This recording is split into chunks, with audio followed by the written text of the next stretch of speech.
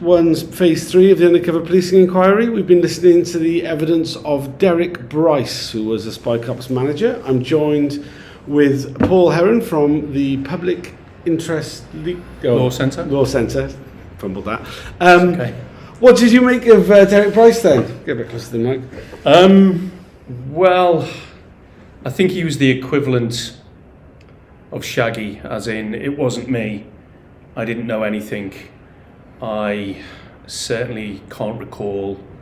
I have nothing further to say, and a lot of his answers were yes and no, and I think it feels certainly like a bit of a waste of time, to be honest, Tom. Yeah, like a fucking massive waste of time, I would say. I mean, like, of all the days of inquiry that I've followed, and I've followed nearly all of them, this has been the least illuminating of any of them. I agree. I mean, if we compare and contrast Creamer yesterday, who was very forthcoming, very knowledgeable, had a lot to say about certain things. Some of them we could probably agree with, some of them we would certainly question, but at least it was of some assistance to the inquiry as a whole, and also to, you know, core participants and lawyers are involved.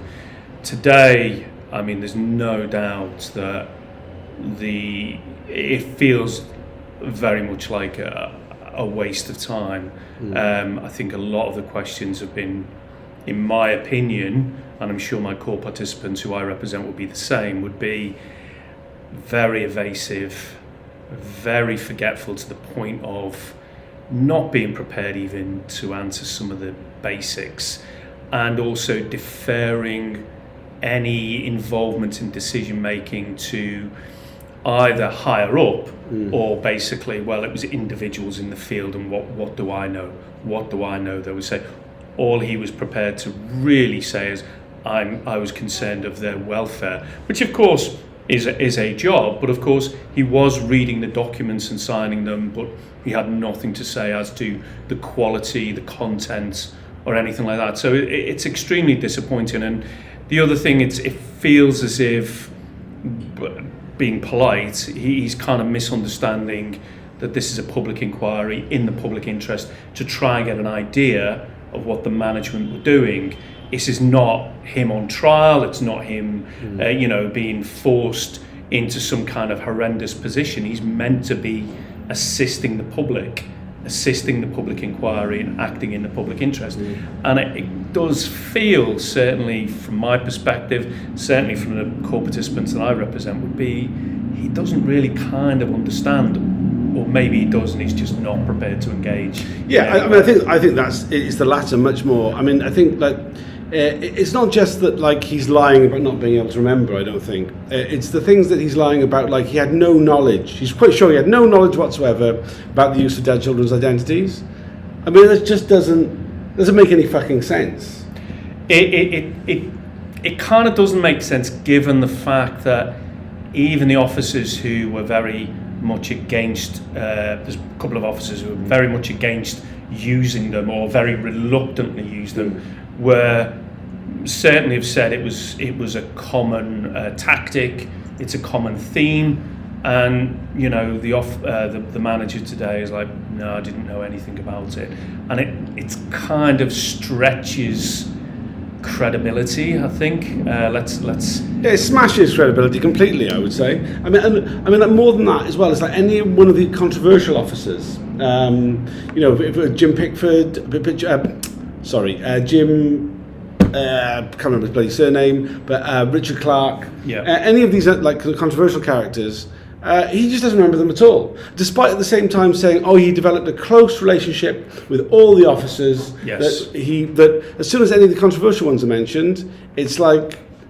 I think it's true. I think Richard Clark, I think it feels like it's setting off alarm bells for him, and maybe for one or two other officers that they feel as if it's something they don't want to go into. And maybe that's to the credit of the fact that we individually and collectively have been able to properly examine the role of Richard Clark and expose the role of Richard Clark, that they're no longer prepared to go near it. So, yeah, I mean, I mean, it feels as if counsel to the inquiry is kind of banging her head against the brick wall with this, and it's really disappointing. And let's see how it goes. I mean, what more can we say, Tom? It's very disappointing. Yeah, I mean, it is. Just the other one I wanted to highlight was the other big lie he went for, which was just, again, I think destroyed his credibility.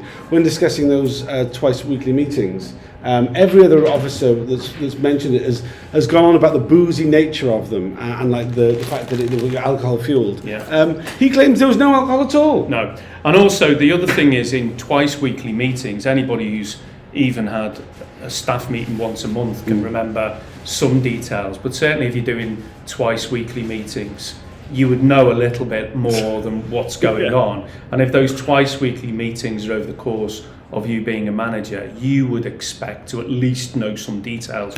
And at best, he's just saying, well, there were welfare meetings and not a lot else went on, and it was all down to the individuals, and it wasn't me, and very much, I mean, let's remember that he wasn't just the self-described welfare officer. He was acting head of the unit for a number of times over more than a year-long period. Yeah, he was, but he seems to be even forgetting that role to largely. I mean, it feels as if coming here to central London today, this morning, has been largely a waste of time, I'd have to say. Yeah. And all we can say is that it'd be nice if we can have a replacement, please, because this officer's really not giving us any answers whatsoever, and it kind of feels a little bit more. It really does feel as if we're going through the motions today, and sometimes it feels like that at the best of times, but today it just feels like, what's really the point? Can we just call it?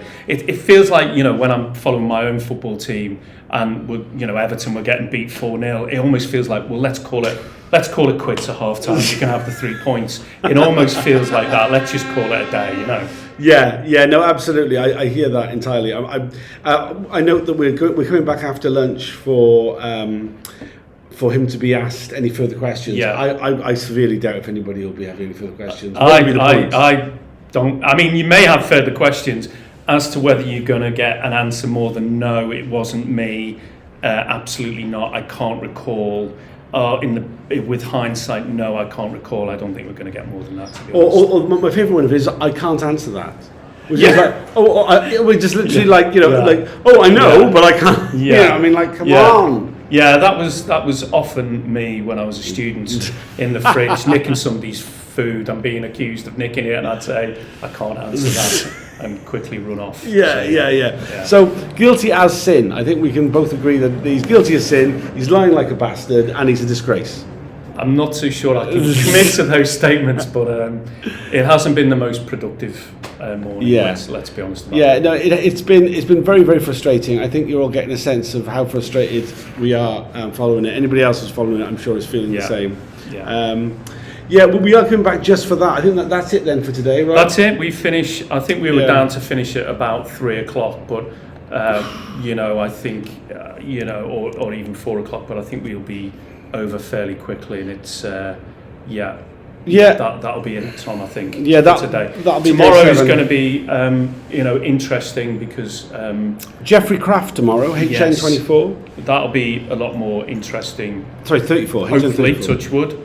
But today's been a bit of a waste of time. Very much a waste of time. I mean, we can only hope that Jeffrey Craft doesn't get any ideas from today's proceedings, because one of the things which really kind of comes home is whilst Derek Bryce is up there lying his arse off, he's not really being pushed on a lot of these things. So when he says things like, I developed a close relationship with so many of these individual officers so well as their welfare officer, he's not. But you said you didn't even know this guy. Come on, which is it? I think that's a good point, and I think certainly either currently or probably after this tranche, this part 3.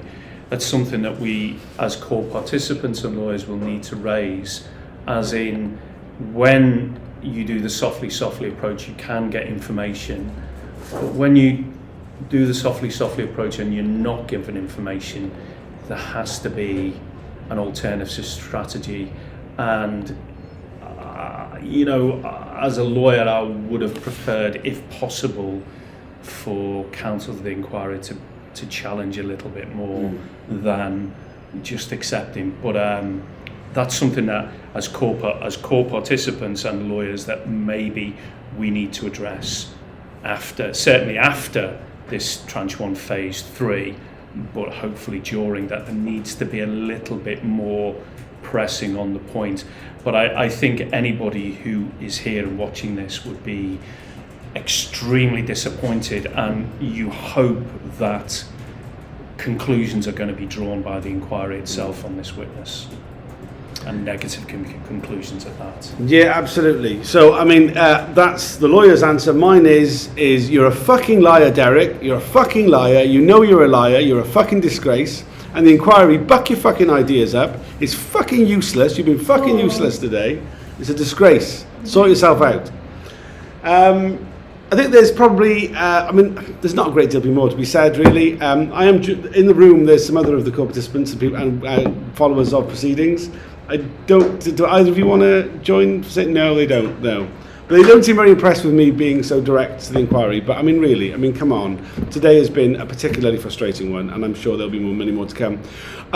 We'll be back in an hour in the room, listening to see if there's any further questions for Derek Bryce.